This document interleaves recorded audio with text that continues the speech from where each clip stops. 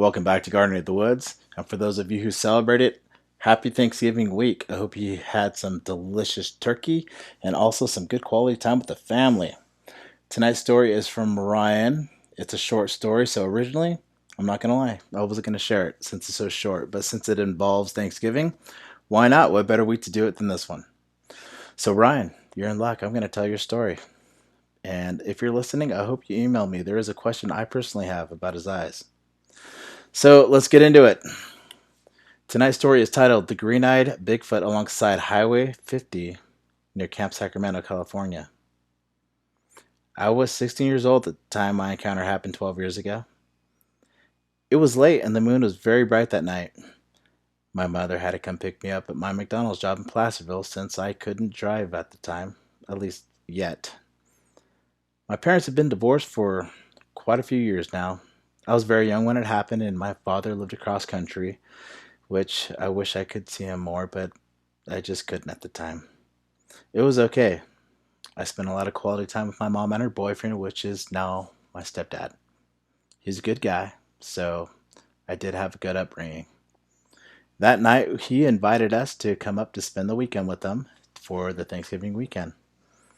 We were headed up to his place on Highway 50 around 11 p.m. when we were getting close to the turnoff to Camp Sacramento, when we both saw someone or something standing along the left side of the road. This thing, I want to say man, but no, this thing was huge.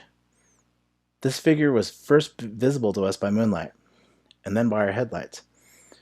We were driving at least, I'd estimate, 30 miles an hour, so my mom didn't hit this pedestrian on the side of the road. As we got closer, I thought it was odd that a guy would be up here wearing all black, so high in the mountain, and all alone. Not too smart if you ask me.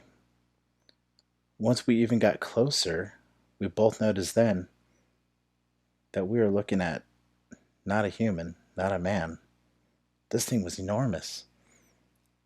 We noticed it was covered in all dark brown hair with a reddish tint to it. We got even closer and noticed, no, this was no human, not even a large bear standing next to that sign. The side shine of our headlights kept him lit till the moment we passed. Even though I know it couldn't see me in my car window, I still felt he and I had our eyes locked all the way until we passed. I spun in my car seat just to look at it one more time. I watched it walk up the road a little bit further, then pause. It stopped. It stopped to look at us one more time. Then it crossed the road. The moon was illuminating it fairly well at that time. My mother asked me if I saw that. I said, oh yeah. How could I not? She asked if I wanted her to turn around and go back. At the time, I said no. I'm fine. Thinking back, I wish we would have. But that was more for my mom's curiosity than mine. This thing was huge. I would say at least 9 foot tall. As it towered over the sign it was standing next to, which I would estimate to be 7 foot. The color was dark brownish and its shoulders were very massive. I'd say at least 4 foot in width, if not more.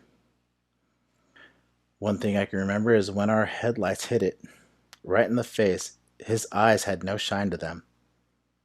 They were also big enough to notice they were green. After we arrived at my mom's boyfriend's house, my mom shared her excitement and he was very cool about it. If he believed it or not, he really never expressed it to us at all. In fact, 3 years ago, I met someone who had his own encounter stories, and we exchanged stories. He showed me on a map, in fact, where they roam, and he claims he goes up there and sees them all the time. I've shared my story to many, but if you ask me, I'm fine with the Bigfoot encounter I had. I've given you all of the details I remember, and even though I'm not really a crazy Bigfoot fanatic, I still hope you share it.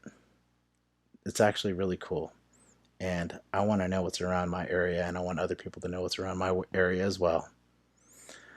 I only know one other person who has had his own personal Bigfoot encounters, but I know in my area there are many people who have had their own personal encounters, especially the ones who live up further up in the mountain.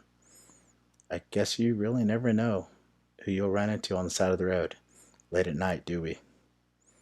Anyways, I hope you had a chance to hear my story. Thanks, you guys. Ryan. Awesome.